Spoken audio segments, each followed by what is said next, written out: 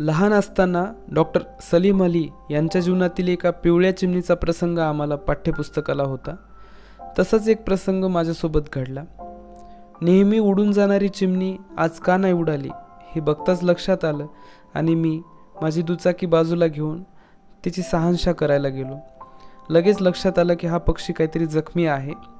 मी हळूच त्याला माझ्याजवळ घेतलं आणि बघितलं तर तिच्या डोळ्याला काहीतरी जखम होती आणि ती छोटी चिमणी अतिशय व्याकुळ होती. मला लगेच लक्षात आलं मला सुरुवातीला तिला पाणी पाजायचं होतं. जवळ असलेल्या एका ठिकाणी पाण्याची व्यवस्था मला दिसली. मी माझ्या हातांनी जसं जमेल तसं मी तिला ते अगोदर पाणी पाजवलं. पाणी पिल्यामुळे त्या पक्ष्यामध्ये थोडा त्राण आला आणि मग मी विचार केला की आता हा उडून जाईल.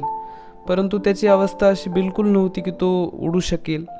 ते पिल्लू अतिशय अशक्त आणि असहाय्य होतं. म्हणून नाईलाजाने मी त्याला झाडावर सोडून बघितलं पण तो उडू शकत नव्हता. मग मी ठरवलं की आता मी याला असं नाही सोडणार. मी माझ्यासोबत घेऊन जायचं ठरवलं आणि माझ्याजवळ असलेल्या बॅगमध्ये मी त्याला बाजूला ठेवलं आणि मी त्याला माझ्यासोबत घेऊन जाण्यासाठी तयार झालो. रस्त्याने 2-3 वेळेस काळजी वाटत होती की ते आहे की नाही ठीक, म्हणून 1-2 वेळेस थांबून बघितलं, पाणी पाजून बघितलं, परंतु अजून त्याच्यामध्ये अशी कुठली जिवंतता येत नव्हती. जेव्हा मी क्लासला घेऊन आलो तेव्हासुद्धा ते ठीक नव्हतं.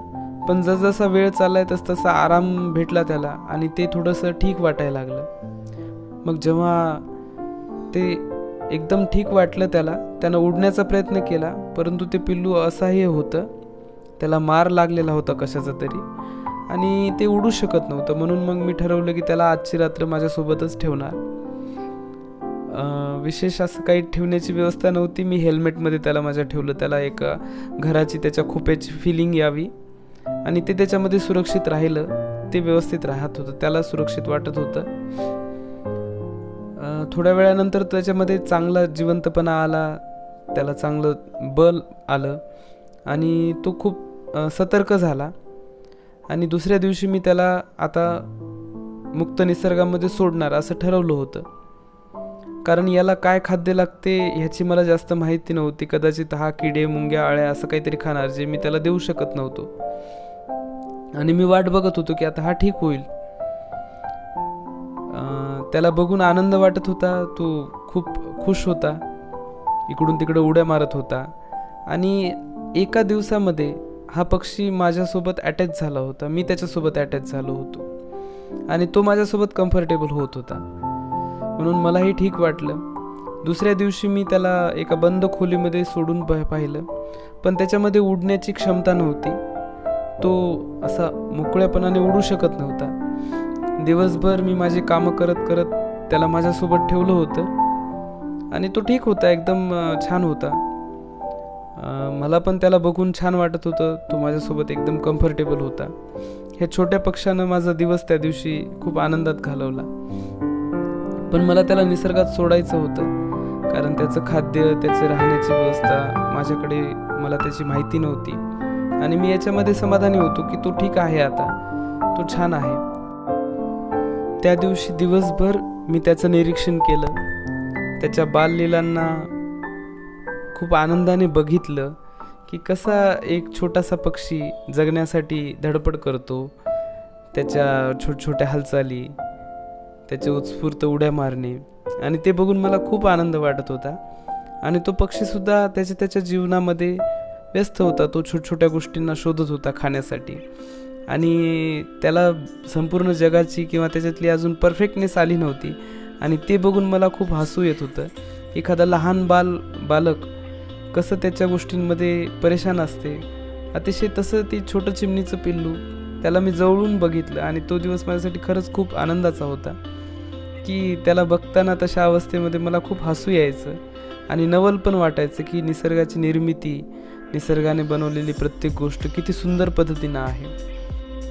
मी ठरवलं की माझ्या मुलांना पण याची भेट घालून द्यावी आणि जेव्हा प्रत्यक्ष मुलांनी या चिमणीला बघितलं तेव्हा त्यांच्या चेहऱ्यावर अतिशय कुतूहल होतं. त्यांनी कधीच इतकं जवळून कोण्या पक्ष्याला बघितलं नव्हतं. छोट्या छोट्या मुलांना त्याला बघून अतिशय आनंद झाला होता आणि त्यांनाही बघताना मला आनंद होत होता.